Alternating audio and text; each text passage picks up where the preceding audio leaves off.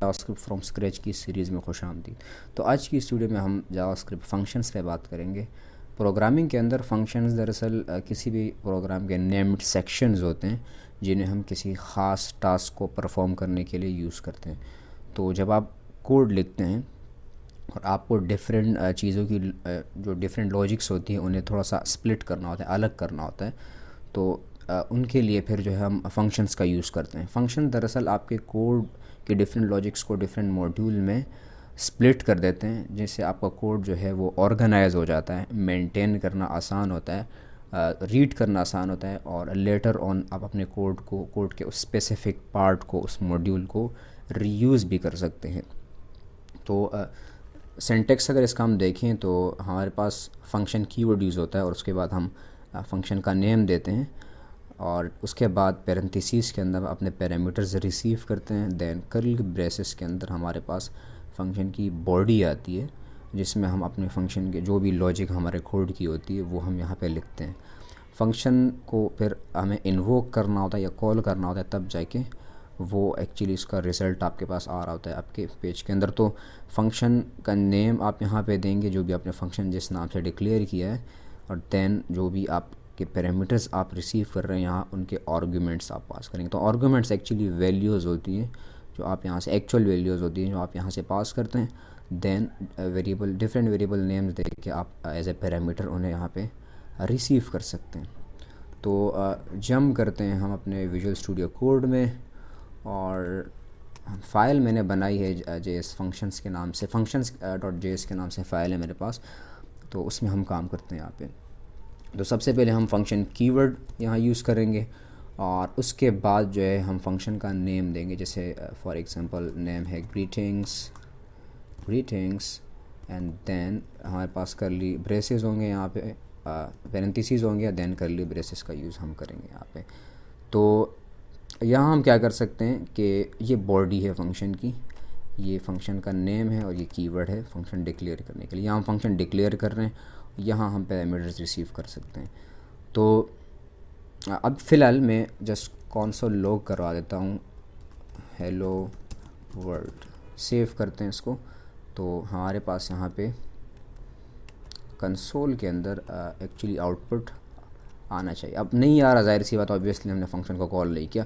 अब जब आप फंक्शन बनाते हैं तो तब तक उसका आउटपुट आपके पास नहीं आएगा जब तक आप उसको जो है इन्वोक ना करें या कॉल ना करें। तो हमें फंक्शन को कॉल करना होता है। तो हम ग्रीटिंग्स फंक्शन को यहाँ कॉल करेंगे, मैं सेव करूँगा और यू गेट द आउटपुट। यहाँ आपके पास आउटपुट आ रहा है हेलो वर्ल्ड। तो ये अब फंक्शन जो हमने बनाया ये विदाउट पैरामीटर्स आपके पास है, इसमें कोई पैरामीटर हमने पास नहीं किया। और फंक्शन जो है वो कोई चीज़ रिटर्न भी कर सकता है, ज़रूरी नहीं कि डायरेक्ट आउटपुट दे रहा हो। जैसे कि अगर हम मैं रिटर्न कीवर्ड यूज़ करूँ, रिटर्न कीवर्ड हम यूज़ करते हैं फंक्शन से कोई वैल्यू रिटर्न करने के लिए, ताकि लेटर ऑन उसे मैं यूज़ कर सकूँ। तो मैं रिटर्न अगर करूँगा हेलो वर्ल्ड स्ट्रिंग को, तो अब यहाँ कोई चीज़ आउटपुट कंसोल में नहीं आएगी, क्योंकि ग्रीटिंग्स फंक्शन रिटर्न कर रहा है स्ट्रिंग हेलो वर्ल्ड को, और ग्रीटिंग्स फंक्शन आप कॉल कर रहे हैं लेकिन आउटपुट आप एक्चुअली ब्राउज़र पर नहीं भेज रहे। तो हम अब यहाँ कंसोल लॉग करवाते हैं ग्रीटिंग्स को, तो जो वैल्यू रिटर्न होगी वो लॉग में चली जाएगी, कंसोल के अंदर लॉग हो जाएगी। तो अब आपके पास यहाँ पे जो है आउटपुट आ रहा है। तो इसी तरह विद पैरामीटर्स हम फंक्शंस बना सकते हैं। जैसे मैं एक फंक्शन बनाता हूँ, फंक्शन फॉर एग्जांपल सम और फंक्शन ऐड, और यहाँ पे ये एक्चुअली रिसीव करेगा डिफरेंट पैरामीटर्स, जैसे नंबर 1 पहला नंबर 2 दूसरा नंबर एंड सो ऑन। और ये क्या करेगा, फंक्शन रिटर्न करेगा इनका सम, तो num1 प्लस num2, तो इन दोनों नंबर्स को ये फंक्शन ऐड कर रहे हैं यहाँ पे। तो ये parameter 1 comma separated parameter 2 num2। तो यहाँ जो आप नाम देंगे अपनी मर्ज़ी से जो भी आप रिलेवेंट नाम देना चाहते हैं दे सकते हैं, और ये जो नाम आपके पास होंगे पैरामीटर्स के, यहाँ इनसाइड द फंक्शन बॉडी आप यूज़ कर रहे हैं।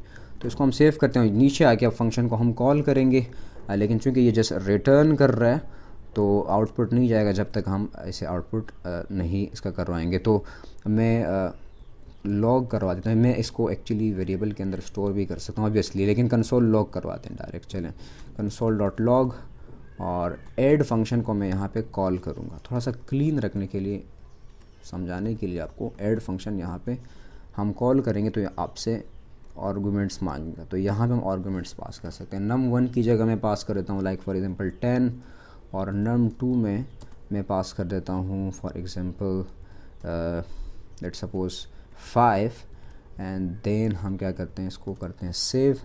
तो आउटपुट आ रहा है 15। तो ऐड के नाम से हमने एक फंक्शन बनाया जो पैरामीटर में num1 num2 रिसीव कर रहा है, और रिटर्न किया हमने num1 प्लस num2 को, और ऐड का फंक्शन हमने यहाँ पे कॉल किया और उसे जो है हमने वैल्यूज़ पास की, आर्ग्यूमेंट्स पास किए। तो num1 की जगह आ जाएगा 10 और num2 की जगह बस 5 आ जाएगा। तो इनका प्लस जो होगा, इनका जो सम होगा वो आपके पास कंसोल के अंदर जो है आ रहा है। इसको थोड़ा क्लीन अगर रखना है तो मैं वेरिएबल के अंदर रख सकता हूँ, फॉर एग्जांपल var sum, और इस तरह इसको हमने यहाँ रखा एंड देन सम को हम कंसोल करवा देते हैं थोड़ा क्लीन रखने के। तो ये आपके पास जो है आउटपुट आ रहा है। अब अगर मैं फॉर एग्जांपल एक और वेरिएबल बनाऊँ sum2 के नाम से और डिफरेंट वैल्यूज़ यहाँ पे दूँ, जैसे 7 एंड 2, और sum2 को यहाँ पे मैं कंसोल कर रहा हूँ, तो आपके पास आउटपुट डिफरेंट आएगा। तो अब अगर आप यहाँ पे देखें तो एक तो आपका कोड ऑर्गेनाइज हो जाता है, मेंटेन करना आसान होता है। जैसे ये ग्रीटिंग्स है तो ग्रीटिंग्स का फंक्शन, उसके अंदर जो ग्रीटिंग्स की लॉजिक होगी वो लिखी होगी डिफरेंट। इसी तरह ऐड का फंक्शन अपना टास्क परफॉर्म कर रहा है, उसके अंदर जो ऐड सम वगैरह की लॉजिक होगी वो लिखी होगी।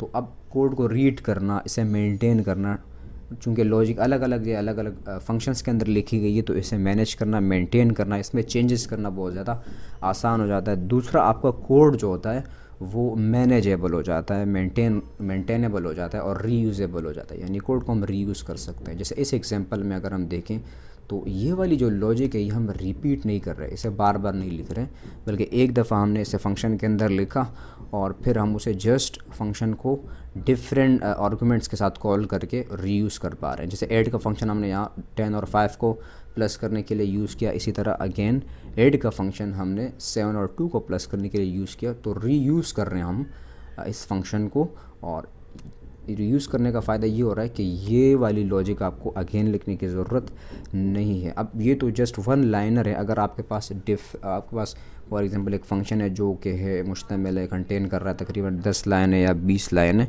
तो वहाँ पे आपको लॉजिक को रिपीट करना बहुत ज़्यादा हेडेक हो जाता है। तो यहाँ पे ये लॉजिक आपको रिपीट करने की ज़रूरत नहीं होती। जैसे अगर हम एग्जांपल एक लें, लेट्स सपोज़ फॉर एग्जांपल एक फ़ंक्शन है जो कि चेक कर रहा है कि नंबर जो है इवन है या नहीं है, इवन नंबर है या नहीं, और पैरामीटर में एक्चुअली रिसीव करेगा नंबर को।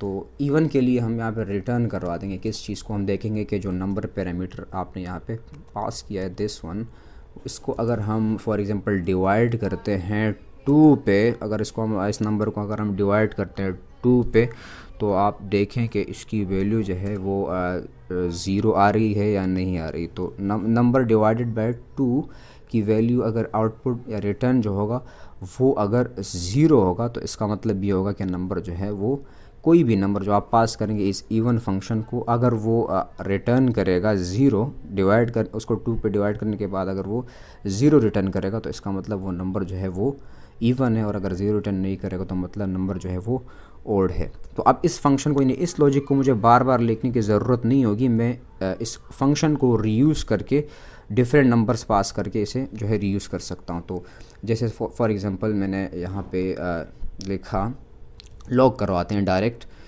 इज़ इवन फंक्शन जो है उसको हम कॉल करते हैं और मैं नंबर पास कर देता हूँ, लेट सपोज करें 2, देखते हैं कि इवन है या नहीं, सेव करते हैं तो आपके पास ट्रू आ रहा है, इट मीन्स नंबर जो है वो क्या है, ट्रू है। अब ये यहाँ अगर आप देखेंगे ये एक एक्सप्रेशन है जो इक्वल साइन हमने यूज़ किया, इक्वल एंड आइडेंटिकल, कि अगर नंबर को आप 2 पे डिवाइड करते हैं तो जो आपके पास रिमाइंडर बचेगा वो क्या है, तो यहाँ पे 0 आ रहा है, इट मीन्स पे इवन जो नंबर है वो इवन है। इसी तरह मैं इसकी कॉपी लेके नंबर चेंज करके मिसाल के तौर पर 8 कर देता हूँ, तो अब आपके पास अगेन ट्रू आ रहा है क्योंकि 8 भी एक इवन नंबर है। इस तरह अगर मैं 9 करके, या फॉर एग्जांपल इसको 9 करते हैं, सेव करते हैं, तो आपके पास फॉल्स आ रहा है, इसका मतलब 9 जो है इवन नंबर नहीं है।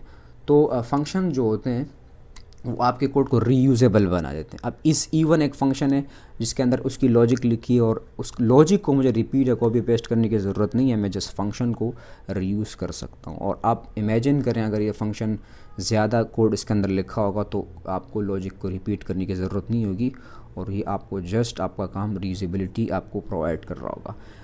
अच्छा, एक और चीज़ जो यहाँ पे याद रखने की वो ये है कि जो फंक्शंस आपके पास आप डिक्लेयर करते हैं उन्हें जावास्क्रिप्ट में आप फंक्शन डिक्लेरेशन वे में अगर फंक्शन को डिक्लेयर करेंगे, क्योंकि जावास्क्रिप्ट में फंक्शन डिक्लेयर करने के बनाने के डिफरेंट तरीके हैं। फंक्शन को आप वेरिएबल को असाइन कर सकते हैं, फंक्शन को इनसाइड अ फंक्शन बना सकते हैं, फंक्शन को आप जो हैं डिफरेंट तरीक़ों से जो है उनको यूज़ कर सकते हैं, बना सकते हैं। तो यहाँ पे जो है हम क्या करते हैं कि अगर मैं फॉर एग्ज़ाम्पल जैसे ये इज़ इवन को मैंने कॉल किया, अगर इसको मैं यहाँ से कट करके लेट सपोज़ करें टॉप ऑफ द स्क्रिप्ट ले जाऊँ यहाँ पे। अब अगर हम एक चीज़ यहाँ नोट करें कि इज़ इवन फंक्शन जो है ये बना सबसे लास्ट में लाइन 19 से 21 तक जा रहा है और इसे हम कॉल कर रहे हैं 5 और 6 लाइन्स पर, तो जाहिर सी बात है लॉजिक नहीं बनती। मैं इसको सेव करता हूँ तो अगेन आउटपुट हमारे पास आ रहा है और बिल्कुल एक्जैक्ट आउटपुट आ रहा है। ये क्यों पॉसिबल हो रहा है कि फंक्शन बना तो नीचे है लेकिन उसे हम यहाँ एक्सेस कर पा रहे हैं। उसका सिंपल सा रीज़न ये कि जब आप इस तरीके से फंक्शन डिक्लेयर करते हैं, बनाते हैं, तो इसको हम कहते हैं होइस्टिंग। ठीक, इसको हम कहते हैं होइस्टिंग। तो होइस्टिंग में क्या होता है कि फंक्शन जो आप डिक्लेयर करते हैं, जो डिक्लेरेशन आपके पास होती है, वो जब आपका जावास्क्रिप्ट का कोड कंपाइल होता है, एग्जीक्यूट होता है, तो आप जो फंक्शंस आप डिक्लेयर करते हैं, तो जो डिक्लेरेशन होती है फंक्शन की, वो हमेशा top of the execution context host हो रही होती है। तो ये जो फंक्शन आपने बनाया, फंक्शन को डिक्लेयर किया, ये डिक्लेरेशन बिहाइंड द सीन जब आपका स्क्रिप्ट चलेगा तो बिहाइंड द सीन ये एक्चुअली आपके पास यहाँ पे top of the execution context यहाँ पे चल रहा होगा। तो ये यहाँ पे चलेगा और उसके बाद जाके यहाँ पे उसे हम यूज़ कर पा रहे हैं। तो अगर अब ज़ाहिरी हम देखें तो ये यहाँ पे बना हुआ है, लेकिन जब आपका स्क्रिप्ट की एग्जीक्यूशन होगी तो एग्जीक्यूशन कॉन्टेक्स्ट के अंदर जो फंक्शन डिक्लेरेशन होती है ये वाली, ये top of the execution context चली जाती है, सबसे टॉप पे स्क्रिप्ट पे। इसी वजह से यही रीज़न है कि हम यहाँ इसको जो है एक्सेस कर सकते हैं। तो इस तरह के क्वेश्चंस आपसे इंटरव्यू के अंदर, जावास्क्रिप्ट इंटरव्यूज़ के अंदर पूछे जा सकते हैं, जिनके बारे में आपको पता होना ज़रूरी है। तो फंक्शंस के अंदर कुछ और भी जावास्क्रिप्ट के अंदर इन डिटेल इन डेप्थ चीज़ें हैं जिन्हें हम किसी और क्लास में फिर इंशाल्लाह डिस्कस करेंगे। तो नेक्स्ट क्लास में आपसे फिर मुलाकात होती है।